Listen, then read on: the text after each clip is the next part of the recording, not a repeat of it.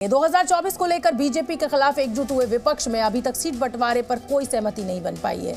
महाराष्ट्र में सीट बंटवारे को लेकर महाविकास अघाड़ी की बैठक हो रही है, जिसमें सीट बंटवारे के फॉर्मूले पर आखिरी मोहर लग गई है और ये बैठक खत्म हो गई है। दूसरी ओर विपक्षी गठबंधन को दो मुख्य दल कांग्रेस और टीएमसी के बीच जुबानी तकरार जारी है। तो दो राज्य महाराष्ट्र और बंगाल की हम तस्वीर आपको दिखा रहे हैं। महाविकास अघाड़ी की बैठक चल रही है, बैठक खत्म हो चुकी है। सीट बंटवारे के देखिए क्या फॉर्मूला तय होता है। और उधर ममता बनर्जी की पार्टी जो है टीएमसी, वो लगातार कांग्रेस के ऊपर आरोप लगा रही है कि जून से हम सीट बंटवारे की बात कर रहे हैं, लेकिन अभी तक तस्वीर कुछ साफ नहीं हो पाई है।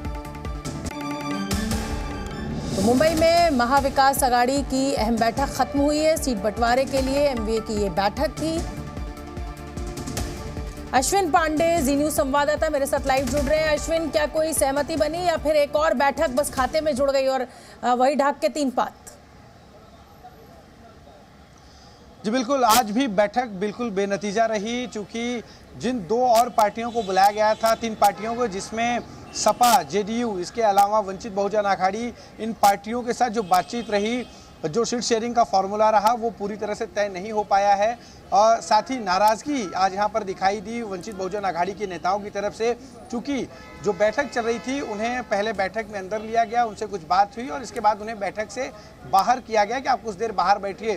और करीब घंटे भर से ज़्यादा का वक्त हो जाने के बाद भी उन्हें अंदर नहीं बुलाया गया, जिससे उन्होंने साफ तौर पर कहा कि ये हमें न्योता दिया गया और इसके बाद हमें अपमानित किया गया।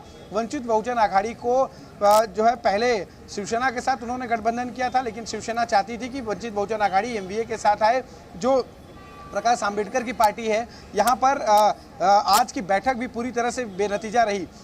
इसमें खास बात एक ये भी रही कि जेडीयू, जो महाराष्ट्र इकाई है जनता दल यूनाइटेड की, वो यहाँ पर पहुँचे थे। जेडीयू के नेता उन्होंने यहाँ पर एक सीट की मांग की है, बुल्ढाना की जो लोकसभा सीट है वो चाहते हैं। हमने जब उनसे पूछा कि एक तरफ आप जहाँ नीतीश कुमार जो है बीजेपी के साथ जाते हैं, एनडीए के साथ जाकर बिहार में सरकार बनाते हैं, दूसरी तरफ आप यहाँ पर महाराष्ट्र में एमवीए के साथ जाकर सीट शेयरिंग की बात कर रहे हैं, तो क्या जो है जेडीयू में फूट पड़ गई है? तो उस पर उनके पास कोई जवाब नहीं था। उन्होंने कहा कि इस बैठक को लेकर नीतीश कुमार को जानकारी, मतलब कुल मिलाकर अश्विनी, वही ढाक के तीन पात जो मैं आपसे सवाल भी पूछ रही थी कि एक और बैठक हुई है, लेकिन अभी तक सीट बंटवारे को लेकर कोई फैसला नहीं हुआ है। जनवरी खत्म हो गया है, फरवरी शुरू हो रहा है और अब मार्च में तो चुनावों की घोषणा हो जाएगी और अभी तक ये पता ही नहीं कि कौन सी पार्टी कितनी सीटों पर लड़ेगी। बहुत बहुत धन्यवाद आपका।